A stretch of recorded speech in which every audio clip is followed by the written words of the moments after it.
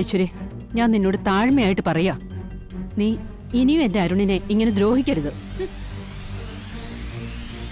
ഇനി എത്ര രൂപ വേണ്ട പറ, എന്റെ കയ്യിലുള്ളതൊക്കെ ഞാൻ തരാം. അരുണേട്ടനെ, അശ്വതി ചേച്ചിയും ശ്രീകുട്ടിയും ഇനിയെങ്കിലും നിങ്ങൾ ജീവിക്കാൻ അനുവദിക്കണം. എന്നാ നീ എനിക്ക് നിന്റെ കുഞ്ഞിന്റെ പേരിൽ എഴുതി വെച്ച ആനന്ദ നിലയത്തിലെ പകുതി സ്വത്ത് എഴുതി തരണം.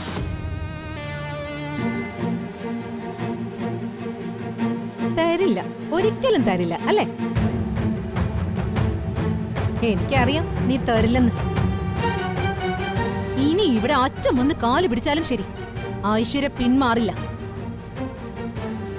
എങ്ങനെയെങ്കിലും ഞാൻ കേസ് ജയിക്കും. എന്ത് ചതി കൊണ്ടും ഞാൻ ജയിക്കും. ആരും ഞാൻ വെറുതെ വിടില്ല.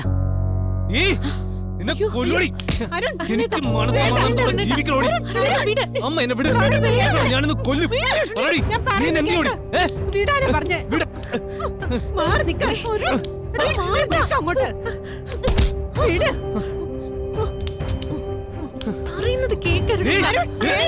ഞാൻ പറയുന്നത് കേക്ക്. നീ മണ്ടത്തിലൊന്നും കാണിക്കാതെ പുറത്തേക്ക് പോകാൻ.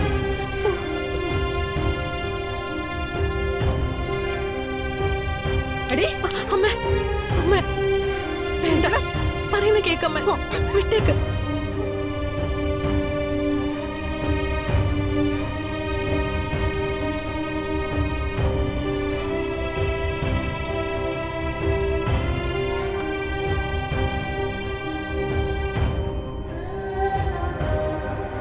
ഐശ്വര്യ ഒന്ന് ചിന്തിച്ചു നോക്ക്.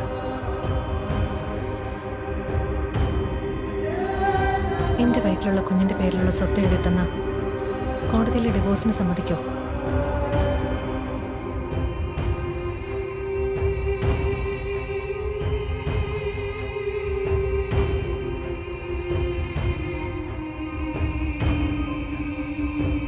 സ്വത്ത് എഴുതി തരാം,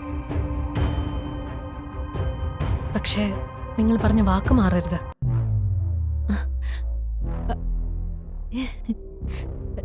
സത്യാണോ? സ്വത്ത് എനിക്ക് എഴുതി തരൂ.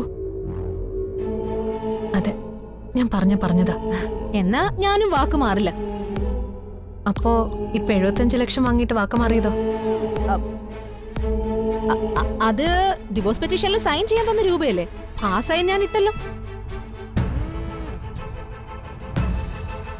നീ ഈ സ്വത്തെല്ലാം എന്റെ പേരിൽ എഴുതി തന്ന കോടതിയിലെ ഡിവോഴ്സിന് ഉറപ്പായിട്ട് ഞാൻ സമ്മതിക്കും. ഇതിൽ നിനക്കെന്നെ വിശ്വസിക്കാം. ശരി, എങ്കിൽ ഞാൻ പറഞ്ഞ സ്വത്ത് നിങ്ങൾക്ക് എഴുതി തന്നിരിക്കും. ഉറപ്പ്?